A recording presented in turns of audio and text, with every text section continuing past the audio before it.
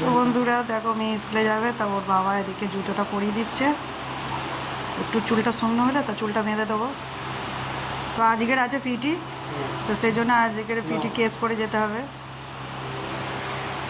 আজকে কি পরীক্ষা আছে সীতমা?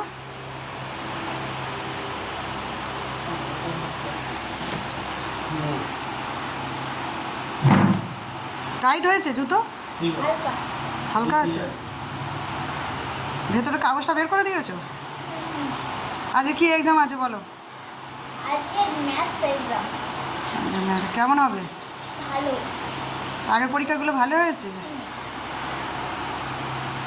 এই পাটা পড়ে নাও, বসো চেয়ারে বসো।